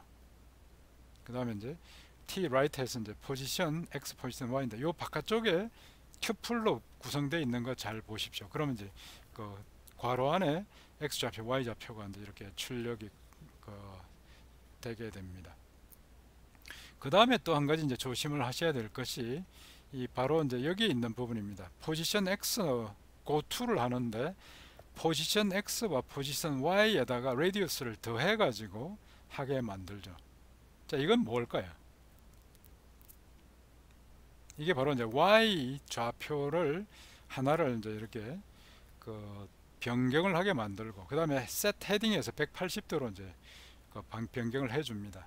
이런 식으로 하는 부분들 자체가 바로 서클 가지고 이제 이렇게 어떤 그 도형을 그릴 때 그냥 두면은 중간에 이제 그 시작점 그 위치로부터 도형을 그리기 때문에 실제로 지정된 그 위치에서 이렇게 이제 그림을 그려지게 되죠. 그러니까 중심 좌표가 아니라 시작 좌표가 되어 버리는 것입니다. 근데 이제 여기에다가 y 좌표를 그 반지름만큼 이렇게 이동을 시키기 때문에 실제 우리가 지정했던 중심 좌표가 그 도형의 중심 좌표가 되는 것이고 그다음 그 주변으로 이렇게 이제 그려지게 되는 겁니다. 그다음에 이제 set 헤딩을 180도로 하면 이제 시작하는 부분들이 180도부터 이렇게 이제 시작이 되게 만들어 줍니다. 그다음에 t 컬러는 shape 컬러로 만들고 그다음에 이제 number of vertices가 여기에 있어 있는 지정된 부분들이 만약에 이제 2보다 같거나 작다라고 하면 그 자체는 1이 되죠. 이제 non vertices를 아예 설정을 해주지 않거나 뭐 그렇게 되고 삼각형부터가 이제 이렇게 다각형으로 나타나게 되니까요. 그래서 이제 이게 2보다 크면 t.circle하고 이제 스텝 값이 지정이 되게 만들고 그게 아니면 그냥 레디우스만 이제 나타나게 만드는 겁니다. 자, 이런 식으로 이제 실행을 해보면 앞서 나왔던 이제 그 그림이 이런 식으로 이제 나타나게 되죠. 그래서 이제 이런 부분들이 바로 우리가 좀 생각을 해볼 그런 이제 내용이라는 것이고 바로 이제 이런 방법을 통해서 우리가 이제 정확하게 그 도형들을 이제 그려낼 수가 있는 것입니다. 그래서 여러분들은 이제 좀 참조를 하시기를 바라고요. 자, 그 다음에 10.2번은 이제 바로 사인 코사인 그래프를 한번 그려보는 겁니다. 사실 이제 이 부분들은 여러분들이 이제 사인 코사인 그래프를 그리면서 여기 이제 주파수라고 하는 개념, frequency, 그 다음에 이제 진폭이라고 하는 개념, 그 다음에 이제 위상차, 위상각차 이런 부분들을 좀 이해를 해 주십사라고 이게 이제 제가 그런 의도를 좀 가지고 있었습니다. 그래서 이제 그 나머지 뭐 그리는 것들은 이제 예제 프로그램이 다 돼 있었기 때문에 아마 이제 큰 어려움 없이 아마 여러분들이 그렸을 겁니다. 근데 다시 한번 정리를 해보면 중간에 빨간 선 이게 이제 보면은 사인 그래프죠. 그죠? 요렇게 이제 사인이 0부터 시작해서 이제 증가했다가 그 다음에 다시 0으로 되돌아오고 마이너스로 갔다가 되돌아오고 이런 이제 파형입니다. 근데 여기서 파란색을 가만히 보면 이거는 시작할 때가 여기 1부터 시작했죠. 이게 바로 이제 코사인 그래프죠. 사인 그래프는 0부터 시작하는데 코사인 그래프는 여기 1부터 시작하게 되어 있는 거고 사실 1부터 시작되어 있는 부분들은 사인 그래프에서 위상각차를 90도만큼 앞으로 이제 더해준 꼴과 마찬가지입니다. 그래서 사인 그래프에 위상각차를 90도를 더해주면 이제 앞에 여기에 있는데 이 꼭대기부터 시작하게 되는 거죠. 그렇기 때문에 이제 코사인파와 동일한 것입니다. 그 다음에 주파수라는 개념은 여러분들이 잘 이해를 하셨는지 자, 여기 보면은 이제 동일하게 같은 이제 구간을 에서 시작해서 같은 구간에 끝나는 것으로 이제 거의 같이 볼 수 있는데 안에 있는 이제 붉은색으로 되어 있는 거는 여기서 보면 이제 거의 한 구간, 두 구간 돼 있죠. 두 주기만 이제 들어가 있고, 파란색으로 되는 게 여기서 여기까지 하나, 둘, 셋, 네 개가 되죠. 그러니까 주파수가 두 배가 더 많은 겁니다. 그래서 이런 부분들이 실제 여러분들이 이제 이런 이제 그 사인파, 코사인파라고 하는 이런 부분들 파형을 가지고 잠시 이제 뭔가 생각을 해볼 때, 특히나 여러분들이 뭐 전자과나 그 다음에 이제 정보통신공학과 같은 이런 이제 부분인 경우에는 이 부분들이 이제 주파수를 가지고 우리가 이제 신호를 보내고 하는 이제 이런 기능들을 배우기 때문에 꼭 여러분들이 잘 좀 이해를 해야 될 부분들입니다. 그래서 관련된 이제 내부 세부적인 부분들은 뭐 교재 이미 그다음 강의 자료에 제가 이제 설명을 다 했기 때문에 그 내용들을 여러분들이 참조하시고 천천히 좀 보시면 될 것 같습니다.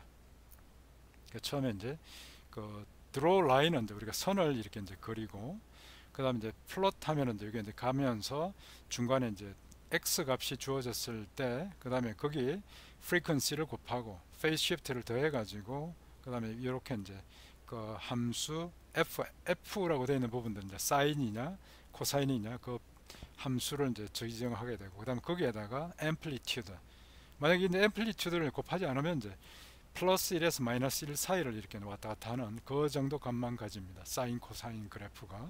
근데 여기다 앰플리튜드를 곱하면 이제 우리가 지정했던 그 진폭만큼 커지게 되는 거죠. 이런 식으로 해서 이제 그 값을 구하고, 그 다음에 역시 이제 set position xy를 이용을 해서 이제 계속 점점 이렇게 그려 나가는 부분이 그래프를 표현하는 그런 이제 방법이고, while loop으로 이제 그 부분들을 진행하는 걸 볼 수가 있습니다. 그 다음에 draw grid 하면은 이제 중간에 이렇게 계속 눈금을 이제 그려주는 이제 그런 기능들이고, 뭐 특별히 안에 보면은 이제 어려운 건 없습니다. 그 메인에서는 기본적으로 사인 그래프를 이렇게 이제 한번 이제 그리게 하고, 그 다음에 이제 x축에 있는 이제 제일 큰 값, 제일 작은 값, y에서 이제 큰 값, 작은 값을 설정하고, 그 다음에 이제 여기 좌표를 이제 설정해 줄 때 미리 이제 우리가 설정하고 있는 그 부분에 약간 마진을 둬 가지고 그 그림이 그려지게 만들어 줍니다. 그 다음에 이제 그리드를 그려내고, 그 다음에 여기 이제 플롯에서 이제 해당되는 그 파형들을 다 그리게 만들죠. 자, 다음에 처음에 이제 이런 식으로 해서 사인 그래프를 한번 그리게 만들었고, 그 다음에 똑같이 같은 요령으로 이제 코사인 그래프를 한번 그리게 만드는데, 이때 앰플리튜드가 이제 사인이 1.5고 프리퀀시는 1.0이고, 코사인 그래프는 이제 앰플리튜드가 1.0이고, 그 다음에 이제 프리퀀시 2.0으로 했을 때 이제 두 개가 좀 다른 이제 그런 그 모양을 가질 수 있도록 해서 여러분들이 이제 사인 코사인 그래프를 이해를 좀 할 수 있도록 그렇게 이제 구성을 했던 겁니다. 자, 이게 이제 그 10.2번에 이제 해당이 되는 부분이고요. 그 다음 10.3번에 있는 부분들이 제가 이제 동영상으로도 한번 보여드렸던 이제 그 내용이죠. 그래서 터틀 그래픽이 지정된 방향으로 이제 진행을 하게 만들고, 우리가 이제 키보드를 입력해 가지고 화살표를 입력하면 그 방향으로 이게 이제 방향을 전환해서 또 계속 뚜벅뚜벅 걸어가게끔 만들었던 이제 이런 내용입니다. 그래서 이때 이제 핵심적인 내용들은 바로 이제 키보드 이벤트를 사용할 수 있도록 하는 것이 이제 주안점이었습니다. 제가 이제 구현했던 부분들은 먼저 이제 터틀 스크린을 가지고 이제 보드를 지정을 하고, 이제 그 크기, 그다음 배경 색상을 지정을 합니다.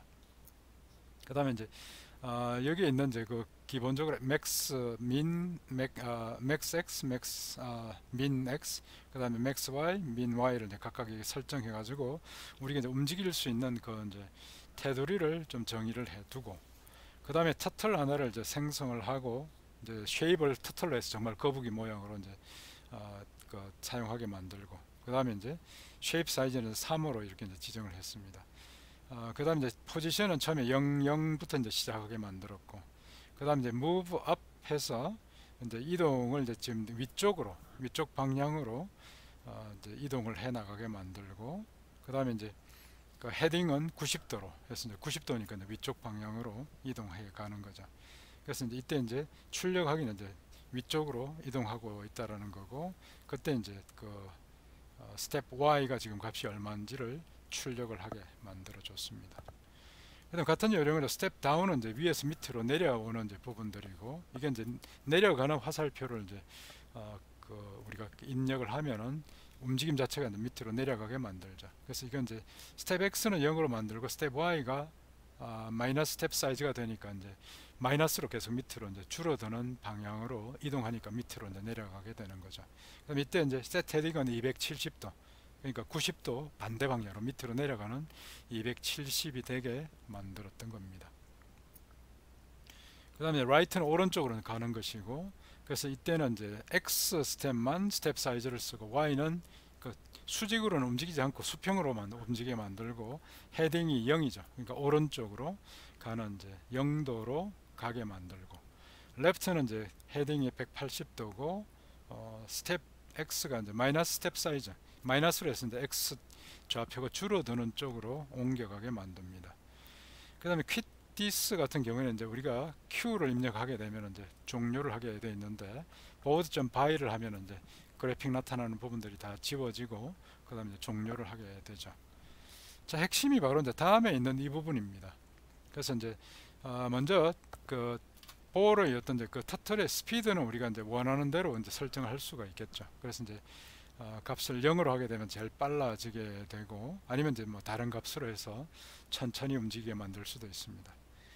그리고 이제 맨 처음에 그 맨 가운데로 00으로 이제 옮겨가서 거기서 이제 대기를 하게 이제 돼 있고, 딜레이 타임을 지정해서 이제 바로 딜레이를 시작해서 한번 움직이고 난 뒤에 이제 그 시간 간격만큼씩 이제 그 중간에 멈추게 만들었습니다. 그러니까 애니메이션 할 때 이 값을 만약에 줄이면 훨씬 더 빨리빨리 움직이죠.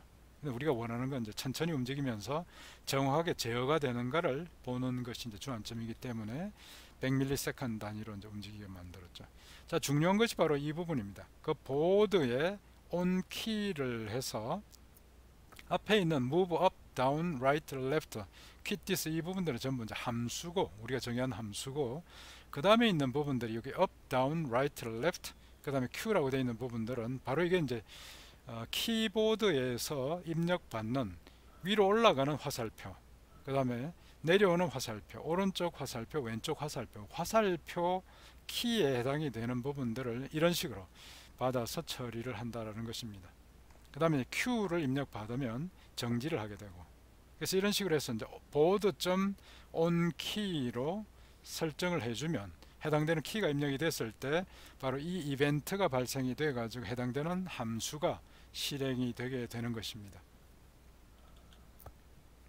그리고 난 뒤에 이제 그 다음에 while loop에서는 계속 이제 보드에서 이런 이벤트가 발생되는지를 들어볼 수 있도록 listen을 하게 되고, 그 다음에 지금 현재 그 터틀의 포지션을 받아 가지고 거기에 바로 스텝 X와 스텝 Y를 더해서 이제 그 이동으로 계속 그 이동하는 방향으로 이동을 할 수 있도록 만들어 줍니다. 근데 우리가 이제 이 터틀 자체가 이동하는 그 이제 테두리를 이제 설정을 해두고 그 테두리를 벗어나려고 하게 되면은 바로 이제 거기에서 다시 방향을 이제 반대로 이렇게 이제 전환을 시켜 주는 것입니다. 그래서 이제 포지션 그 y가 min y보다 적으면은 이제 그 min y가 되게 만들고, 그 다음에 이제 max y보다 더 크면은 거기서 이제 포지션 y가 이제 거기서 멈추게 되고, 그러니까 그 벽을 막 뚫고 이게 지나가지 못하도록 그렇게 막아주는 기능들을 여기서 수행을 하고, 그 다음에 이제 포지션을 그 위치로 이동을 하게 만들어 줍니다. 그 다음에 이제 있는 부분들이 지금 현재 있는 위치를 출력하게 만들고, 그 다음에 이제 그 time.sleep 해서 이제 실제로 이제 요 한번 이동하고 난 뒤에 또 얼마를 이렇게 이제 슬립을 할 수 있도록, 그러니까 멈춰 있을 수 있도록 이제 만듭니다. 그 다음에 이제 board.on key press, 그 다음 quit this, 그 다음에 Q라고 되어 있는 부분들은 만약에 그 Q 입력이 이제 Q 키를 입력을 하면 Q자를 이제 소문자 Q를 입력하면은 바로 quit this 해가지고 이제 실행을 종료하게 만들고, 그 다음 이제 그 밑에서 보면은 보드의 리슨이나 메인 룹 부분들이 이제 계속 실행이 되게 만들고, 위에서 이제 우리가 설정했던 부분들이 이제 계속 반복 실행이 되면서 애니메이션들이 이제 구성이 되는 겁니다. 그래서 여기 앞에 보면은 핵심으로 이제 우리가 볼 수 있는 것이 바로 이제 여기 있는 보드의 on 키를 설정해 주는 거, 이 부분들이 이제 가장 중요한 이제 그런 내용들이 되겠고, 그 다음에 이 부분들을 이제 실제 반복문이 실행이 되면서 board.listen에서 이제 그런 이벤트가 발생되는 것을 우리가 이제 감지를 할 수 있도록 맞춰주는 것입니다. 그래서 이런 방식으로 이제 우리가 할 수 있고, 그럼 여기 이제 move around라고 하는 부분들은 이제 on timer에서 이런 방식으로 구현할 수도 있고 아니면 이제 딜레이를 할 수도 있는데, 이쪽에서는 move around를 처음에 이제 사용을 한번 해봤다가 뭐 특별하게 그렇게 이제 그것보다는 좀 오히려 이제 여러분들이 쉽게 이해할 수 있는 그런 구조로 이렇게 이제 다듬어 가지고 만들어진 겁니다. 그래서 이제 애니메이션 자체를 이런 식으로 이제 만들어서 사용하시면은 여러분들이 이제 간단하게 결과들을 이제 볼 수가 있고, 그 다음에 이제 우리가 지정했던 부분들을, 우리가 이제 그때 요구했던 부분들을 그 키 자체에 대한 이벤트를 잘 이제 받아들여서 거기에 맞춰 가지고 처리할 수 있는 기능들을 구현할 수가 있습니다. 자, 한번 이제 여러분들 한번 해보시고요.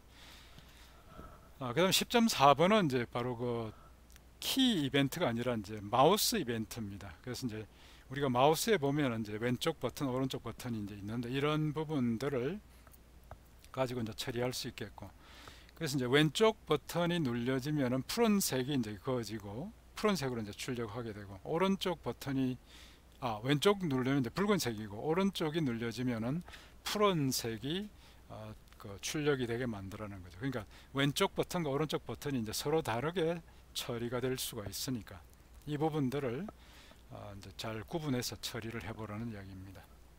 그래서 먼저 이제 여기도 마찬가지로 보드를 먼저 준비를 하고, 그 다음에 이제 그 중간에 이제 포인터를 이렇게 해서 그 다음에 그 포인트가 바로 이제 점점 찍어 나가는 바로 이제 그 위치가 됩니다. 자, 그 다음에 이제 두 개의 함수를 정의를 하고 있는데, 이때 이제 텔레포트 버튼 1, 텔레포트 버튼 3가 있습니다. 왼쪽에 있는 마우스 버튼이 버튼 1이고 오른쪽에 있는 버튼이 이제 버튼 3가 되죠. 그래서 이 부분들을 우리가 사용할 수 있는데, 여기도 보면 이제 board.onClick해서 이제 이 부분을 미리 등록을 해 놓습니다. 그래서 이제 onClick 텔레포트 버튼 1, 그 다음에 이제 콤마 버튼 equal 1이죠. 그러니까 버튼 1번 버튼이 눌려지면은 텔레포트 버튼 1 함수를 실행을 하라는 거고, 그 다음에 이제 버튼 3가 눌려지면은 여기 있는 이제 텔레포트 버튼 3를 실행하라는 그런 의미고, 각각의 텔레포트는 이런 식으로 이제 구성이 되어 있습니다. 그 다음에 이제 Q가 입력되면은 quit this가 이제 실행이 되게 만들고, 그래서 간단하게 이런 식으로 이제 보드를 우리가 이제 제어할 수 있는 그 on click, 그 다음 on key를 각각 설정을 해두고, 그 다음에 listen, main loop을 하면은 이제 아까 같은 그런 이제 기능들이 되는 거죠. 그래서 이제 왼쪽 클릭하면은 거기에 맞춰 가지고 버튼 1이 클릭이 됐기 때문에 이렇게 펜 컬러 레드고 점을 레드로 이제 찍어 가지고 지금 현재 있는 그 위치를 출력을 해 줍니다. 바로 그 위치를, 그 포인트 위치는 이제 포인트.x 코디네이터, 포인트.y 코디네이터 하면 이제 그 포인트가 있는 위치를 바로 이렇게 읽어 주는데, 바로 이제 클릭한 그 위치가 되는 거죠. 그 좌표를 이렇게 이제 표시를 해 주는 겁니다. 근데 포인트 3를 하게 되면 이제 푸른색 펜 컬러를 쓰고, 그 다음에 닷 푸른색으로 하기 때문에 선이 푸른색, 점도 푸른색, 이런 식으로 이제 표시를 할 수 있게 해 주는 겁니다. 자, 요게 이제 10.4번에서 우리가 이제 사용하는 것. 10.3번은 키에 대한 이벤트고 10.4번은 마우스에 대한 이벤트로 이렇게 이제 구성을 했던 겁니다. 자, 그 다음에 이제 10.5번이 되겠는데, 10.5번은 이제 저도 질문을 꽤 많이 받았습니다. 이게 아마 여러분들이 이제 이 그 공의 반지름이 50이 되게 만들으라고 이제 했던 부분인데, 이 터틀 자체의 크기를 처음에 이제 정확하게 명시가 안 되는 상태에서 여기 있는 이제 공의 크기가, 공 자체는 터틀 가지고 만드는데 이 부분들을 이제 50에 맞추는 방법이 뭐냐라고 해서 이제 몇 분이 이제 질문이 있었고, 그 다음에 이제 이 각도를 설정하는 부분들 아마 여러분들이 구현을 어떻게 했는지 아직 그 숙제 제출된 결과를 제가 아직 보지를 못했습니다만, 이제 이 부분들을 한번 어떻게 처리하는지 잠깐 좀 설명을 드리도록 하겠습니다. 자, 기본적으로 이제 여기서 터틀 부분들을 우리가 이제 사용을 할 때 그때 이제 하는 방법 중에 한 가지가 바로 이제 처음에 요 예제 프로그램을 가지고 여러분들이 몇 가지 이제 실험을 좀 해보도록 제가 이제 그 안내를 드렸는데요. 잠깐 이게 이제 보면은 실제로 이런 식으로 이제 구성들이 되게 됩니다. 제가 이제 실행하는 부분들을 잠깐 좀 예를 보여드리면,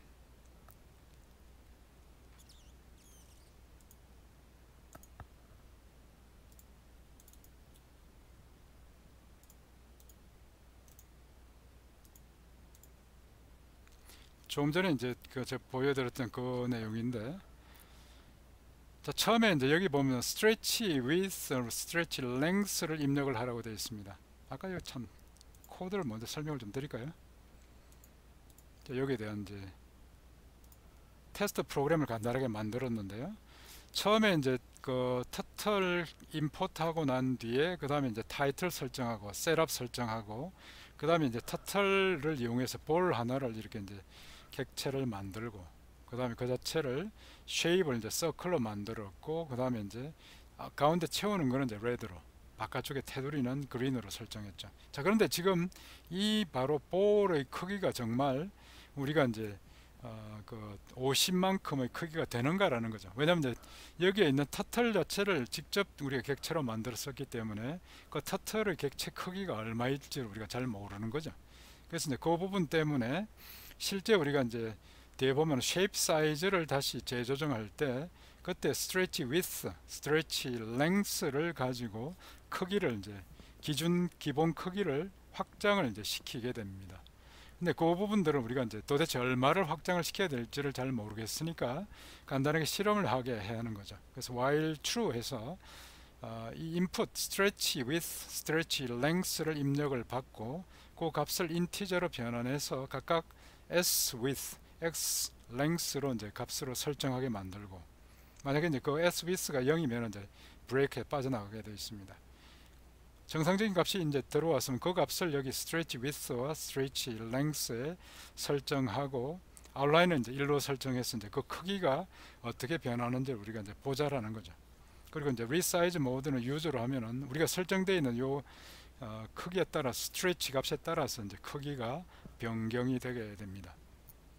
그래서 지금 이제 current turtle size를 이제 출력하게 만들고 그 다음에 이제 그 서클 레디어스를 얼마로 출력하게 해가지고 지금 여기 ball.circle에서 이제 실제 이게 이제 터틀 그래픽을 이용을 해서 이제 서클 50짜리 원을 하나 그려보고 그 크기와 내가 지금 이제 확장 값을 설정해서 확장되는 그 이제 볼의 터틀 객체의 크기를 서로 비교를 해서 이 같으면 50짜리가 이제 된다라고 우리가 확신을 할 수가 있겠죠. 이런 식으로 간단히 이제 예를 만들었고, 사실 여러분들이 여기 스트레치 위스, 스트레치 랭스에 대한 부분들이 아마 쉽게 좀 이해가 안 되는 걸로 여러 번 제가 이제 질문을 받았기에 이런 이제 시험 기능을 따로 하나 만들었습니다.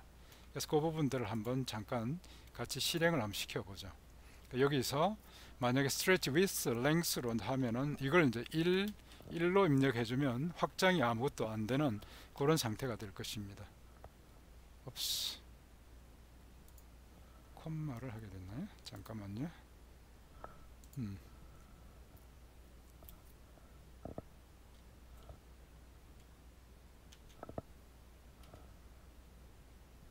자, 돼 있고, 그 다음에 이제 여기서 예를 들면 뭐 2로 한번 해보죠. 2로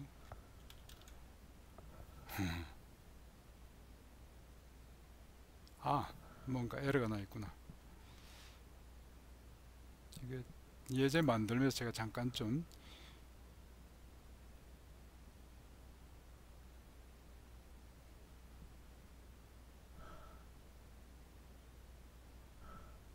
오케이. I see.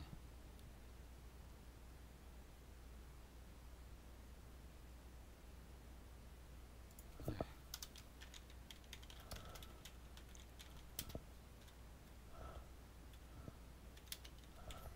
편집할 때 이 부분이 잠깐 좀 흐트러졌던 것 같습니다.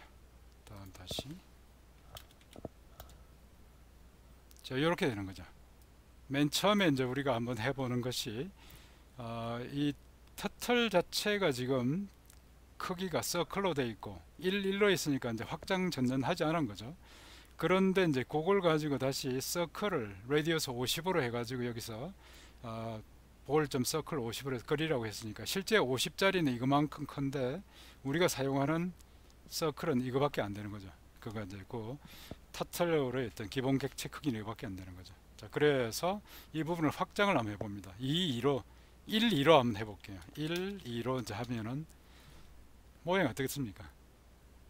이게 이제 진행하는 방향하고 이제 이렇게 되는데, 바로 이제 스트레치 위스라고 하면은 이게 이제 그 자체가 진행을 기본 진행이 오른쪽일 때 이게 이제 대각선 그 90도 방향으로 이게 이제 되는 거고, 그 다음에 이제 스트레치 랭스가 바로 이제 그 오른쪽으로 이동할 때 이동하는 방향으로 이게 이제 키우는 겁니다. 그래서 만약에 이제 90도로 오른쪽으로 이동을 수평으로 이동한다고 하면 이제 높이가 여기 스트레치 위스 값으로 나오고, 그 다음에 이제 그 길이가 가로의 이제 길이가 스트레치 랭스로 나타나죠. 반대로 해보면은 만약에 우리가 이제 1, 2로 이제 입력했는데 2, 1로 입력하게 되면 아래 위로 길쭉하게 나타나게 됩니다. 2, 1로 하면은 이렇게 되죠. 그러니까 움직이는 방향에 따라서 이게 이제 그 가로 또는 세로 부분들의 이제 방향이 달라진다는 겁니다. 어쨌든 이런 식으로 우리가 이제 확장을 시키는 거고요. 그래서 이제 만약 이 2를 입력하게 되면은 다시 한번요.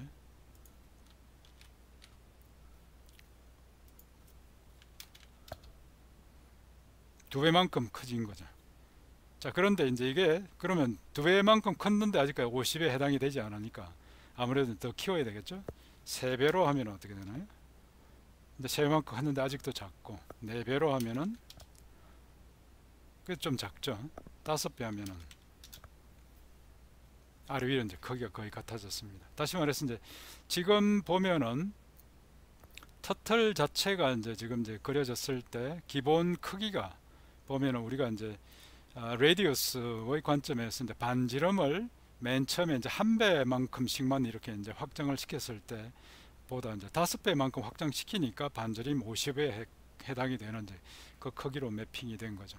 그 이야기는 기본적인 이제 터틀 자체가 보면은 이제 가로 세로 대략적인 그 크기가 지금 10에 해당이 되는 이제 그런 크기로 돼 있다는 거 우리가 이제 알 수가 있습니다. 이건 이제 기본적으로 터틀 자체 객체를 맨 처음에 만들 때 우리가 이제 그런 방식으로 이제 만들어 놓고 기본적으로 이제 쓰고 있기 때문에 대략 우리가 이제 그런 값들을 바로 이런 방법을 통해 가지고 좀 확인을 할 수가 있습니다. 그래서 이제 서클에 있는 여기 볼의 반지름이 50이 되게 만든다고 하는 것은 이제 그 기본적인 이제 터틀을 이용해서 바로 이제 애니메이션을 바로 만드는 이런 입장에서는 그 확장 부분들을 가로 세로 각각 이제 5씩 이렇게 설정을 하면 되겠죠.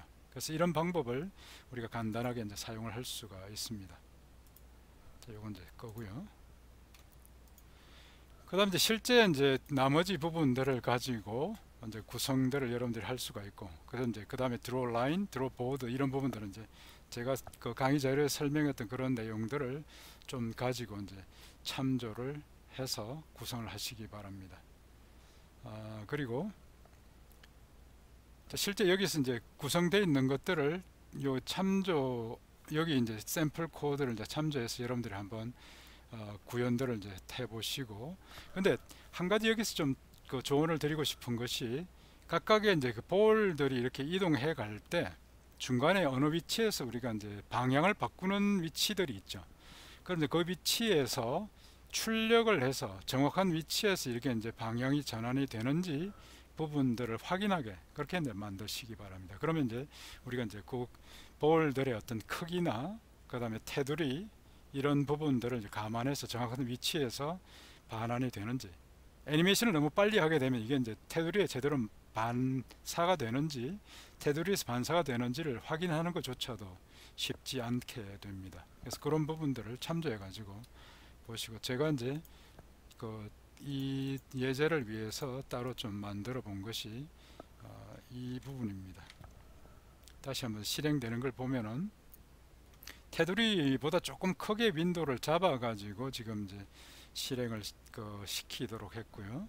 처음에 이제 스테이지 1에서는 이제 이게 그 같이 이 바운더리들이 어떤 식으로 되는지를 확인할 수 있게 만들었습니다. 그래서 이제 보면은 맨 처음에 이제 시작할 때 x가 마이너스 200, y가 0 위치에서 시작했는데 실제로 이제 볼 크기는 마이너스 250 위치에 바로 벽이 있는 거고, 왜냐하면 이제 그 민 x가 이제 마이너스 250으로 되어 있고 볼이 있기 때문에 볼 반지름만큼 안에서 이제 다시 기준 위치가 이제 잡혀서 이동을 해야 되겠죠. 그래서 이런 식으로 해서 각각의 이제 테두리에서 정확하게 반사가 되는 것들을 확인을 이 값으로 할 수가 있습니다.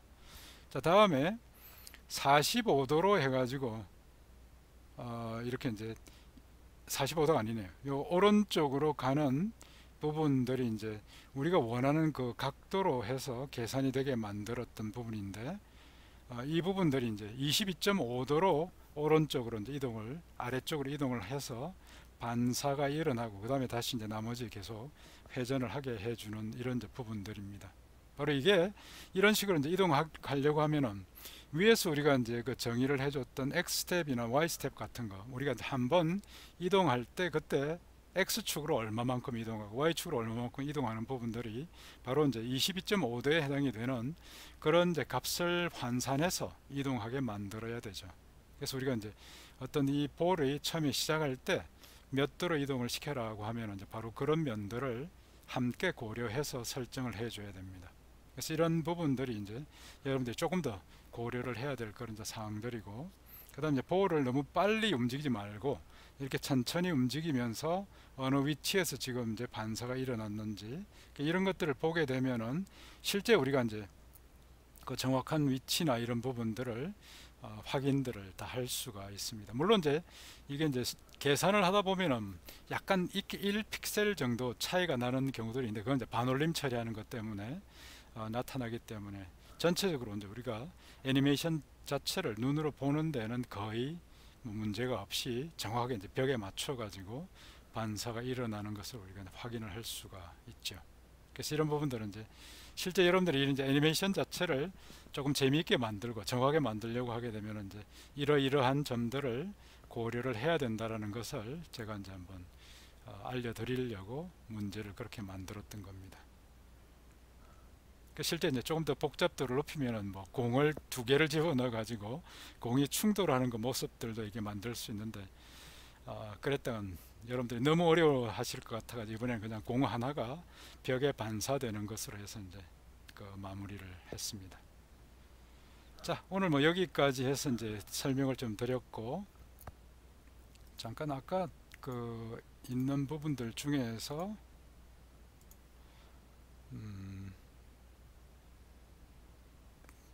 자, 요 부분입니다. 그래서